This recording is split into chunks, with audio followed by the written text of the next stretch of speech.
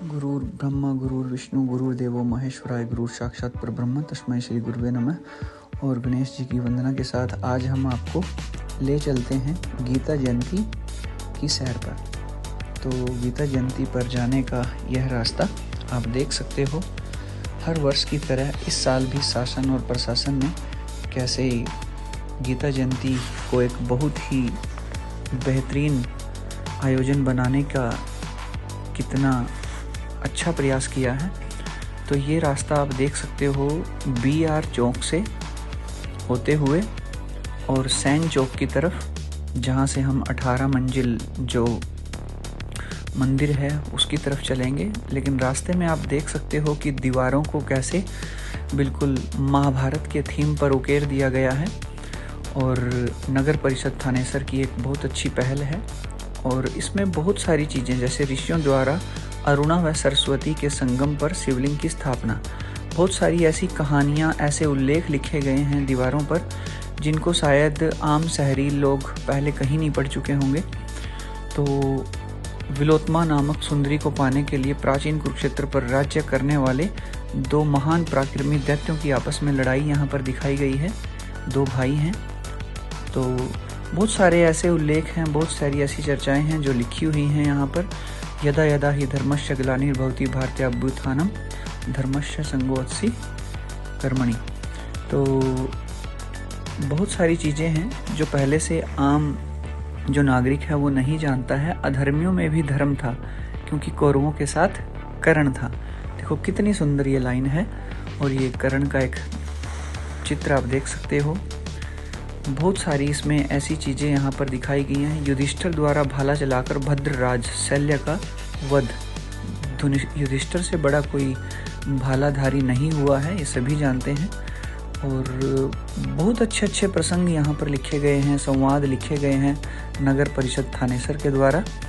तो यहाँ पर कुंती विलाप कर रही है कर्ण की मृतदेह के साथ। और ये देखो, जब कर्ण शिविर के अंदर मृत पड़े थे तो तब कुंती ने विलाप किया था। यहाँ पर है और भी बहुत सारी चीज़ें जो महाभारत से रिलेटेड हैं। तो उन सब के साथ उनको दिखाते हुए दीवारों पर कैसे नगर परिषद थानेसर ने बहुत अच्छी पहल की हुई है। और मेरी तो विनती रहेगी नगर परिषद थानेसर से कि वो पूरे शहर में ऐसे ऐसे प्रसंग लिखें ताकि यहाँ का बच्चा बच्चा ये जान पाए कि महाभारत क्या थी, क्या उसका महत्व था। ये श्री कृष्ण द्वारा अर्जुन को दिया गया गीता का उपदेश, और उसमें बताया गया कि तुम्हारा धर्म ही कर्तव्य है, उसको कर्म करना है, कर्म करना ही तुम्हारा। नैनम छिदन्ति शस्त्राणि नैनम देहति पावका न चैनम कलेदन्ति आपो न शोष्यति मारुता। कि आत्मा को न तो कोई शस्त्र उसको बीध सकता है, न कोई आग उसको जला सकती है, न कोई हवा उसको सुखा सकती है। वो तो अमर है, आत्मा अमर है। तो ओमकार एक अक्षर है, इसके अंदर सभी भगवान इसके अंदर हैं। अगर आप ओम का उच्चारण करते हैं तो आपको भगवान की प्राप्ति जरूर होगी। तो ये पूरी महाभारत के बहुत सारे संवाद, कई सारे संवाद मैं इसमें पढ़ भी नहीं पाया हूँ। और भीष्म पितामह अपनी सरसैया पर एक कलाकार उसको बनाते हुए, इन कलाकारों को भी सलाम है, नमस्ते है। तो ये आप देख सकते हो कि महाभारत कालीन बहुत सारे संवाद, बहुत सारे प्रसंग यहाँ पर हैं। तो यहाँ पर कुंती माता को कर्ण दान देते हुए, क्योंकि दानी कर्ण, इनसे बड़ा कोई दानी नहीं हुआ, हनुमान जी भीम की परीक्षा लेते हुए। और धर्मराज युधिष्ठिर सा बनना बच्चों का ये काम नहीं, सामर्थ्यवान होकर धीरज धरना साधारण ये काम नहीं। हाँ, कितना सामर्थ्य युधिष्ठिर के अंदर था और फिर भी उनके अंदर कितना धैर्य था ये आप सभी जानते हो। 5 पहर कर्म किया 3 पहर सोए, एको घड़ी न हरि भजे मुक्ति कहाँ से होए। तो हमें भगवान का नाम लेना भी जरूरी है। तो ये सारी चीज़ें कुरुक्षेत्र की दीवारों पर आजकल गीता महोत्सव को एक बहुत ही शानदार बनाने के लिए ये जगह जगह पर आप देख सकते हो। और बहुत अच्छा प्रबंध किया हुआ है, बहुत अच्छे तरीके से इसको सक्सेसफुल, बिल्कुल कामयाब बनाने के लिए। शकुनी का चित्र आप देखकर मतलब कितना एकदम से ये चित्र जीवित लगता है। और बहुत सारे ऐसे चित्र हैं, कलाकारों को मैं बिल्कुल उनको सलाम करता हूँ, उनको हैट्स ऑफ करता हूँ कि उन्होंने कितना ज़बरदस्त यहाँ पर एक सुंदर महाभारत को जीवंत कर दिया है पूरे शहर के अंदर। नगर परिषद थानेसर का भी इसमें बहुत बड़ा योगदान है, जो उन्होंने इस थीम के ऊपर पूरे कुरुक्षेत्र को सजा दिया है। तो धीरे धीरे हम बढ़ रहे हैं गीता जयंती जो उत्सव है उसकी तरफ, जहाँ पर मेला लगा है। तो उस गीता जयंती को देखने के लिए पूरे विश्व भर से कुरुक्षेत्र के अंदर 1 महीने के लिए लोगों का जो आना जाना है, उससे पूरी धर्म नगरी पावन हो गई है, पवित्र हो गई है एक बार से। और अब हम आपको लेकर बढ़ रहे हैं गीता जयंती की तरफ। कर्मणे मावाधिकारस्ते मा फलेषु कदाचन मा फल हेतुर्भुर्मा ते संगो अस्सि सब कर्मणि। तो बांसुरी श्री कृष्ण जी की यहाँ पर दीवारों पर कैसे पूरी महाभारत को दिखा दिया गया है, ये सब देखकर एक बार लगता है कि पूरी महाभारत हमारे सामने दिखाई दे रही है।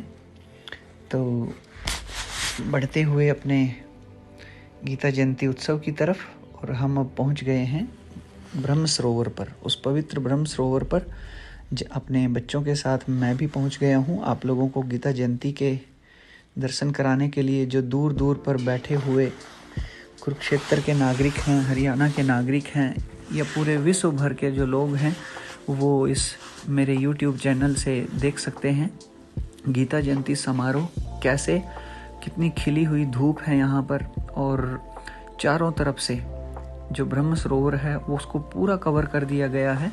जो दुकानें हैं, जो मेला है उसने, और इसको एक शिल्प मेला भी कहा जा सकता है, क्योंकि यहाँ पर हाथ से बनी हुई बहुत सारी चीज़ें अलग अलग राज्यों से लेकर आई जाती हैं।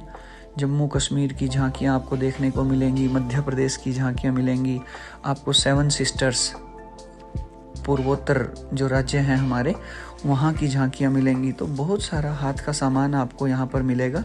और ब्रह्म सरोवर जो कितना बड़ा है, आप उसको जूम कैमरा करके भी देख सकते हो, बड़ा या छोटा करके देख सकते हो। तो ये देख लीजिए, पुरुषोत्तमपुरा बाग जो हमारे यहाँ पर बीच में है वो आप देख रहे हो। और कितना बड़ा ये विशाल सरोवर है, जो यहाँ पर कितने सारे सैलानियों को अपने में शामिल कर लेता है। और भीड़ होते हुए भी हमें यहाँ पर इतनी भीड़ नज़र नहीं आती। हालांकि अगर पब्लिक की बात करूँ तो मैं सैलानियों की बात करूँ तो वो लाखों की संख्या में हर रोज़ पहुँच रहे हैं। और मुश्किल से कोई घर होगा पूरे कुरुक्षेत्र डिस्ट्रिक्ट का, करनाल डिस्ट्रिक्ट का, या कैथल जींद डिस्ट्रिक्ट का, जो यहाँ पर नहीं पहुँचा होगा। हालांकि हमने किसी सैलानी से, किसी टूरिस्ट से ऐसे बातचीत तो नहीं की है, लेकिन सिर्फ आपको दिखा रहा हूँ कि किस तरीके का मनोरम ये दृश्य है जो आपके सामने मैं जीवित कर देने वाला हूँ।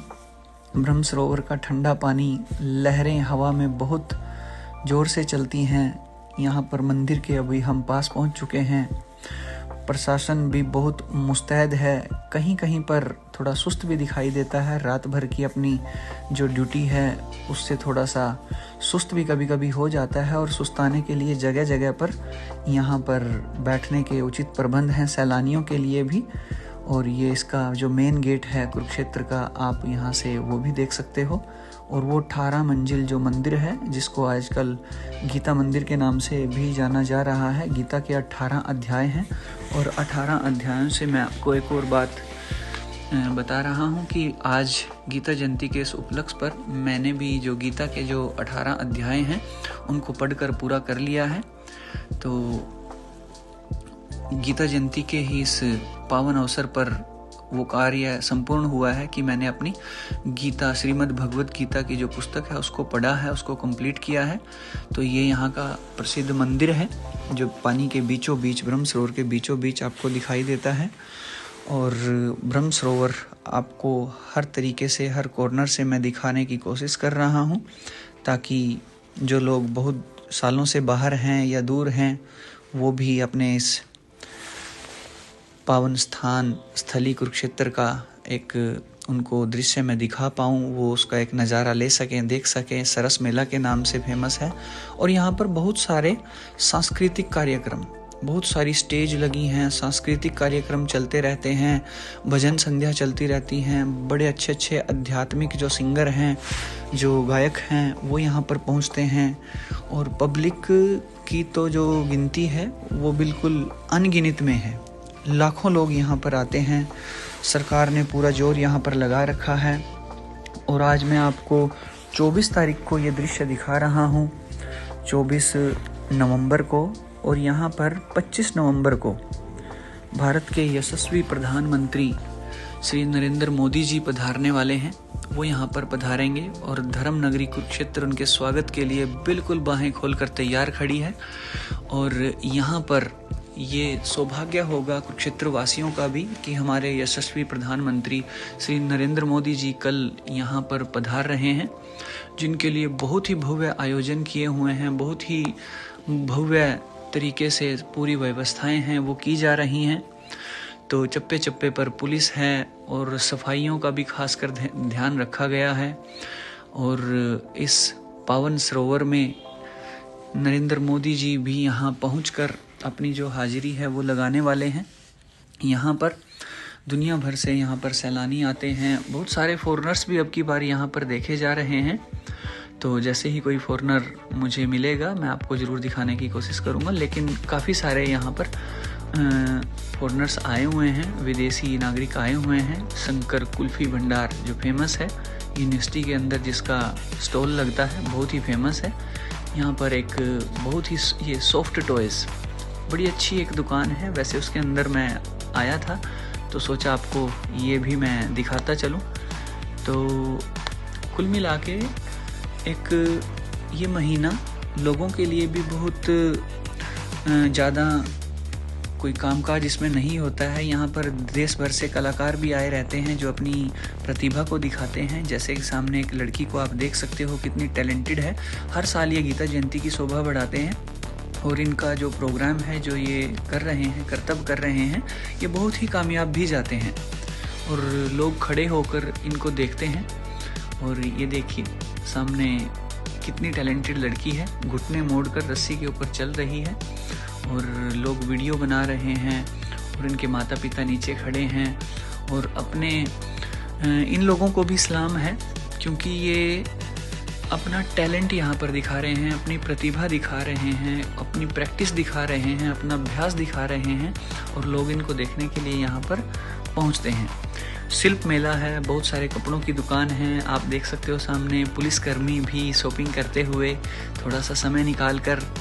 और यहाँ पर आम जन के बीच में जो पुलिसकर्मी हैं वो कैसे घुल मिल कर उनके साथ व्यवस्था को भी बनाए रखते हैं और साथ साथ इस गीता जयंती का भी भरपूर आनंद लेते हैं, वो भी मैं आपको दिखा पा रहा हूँ।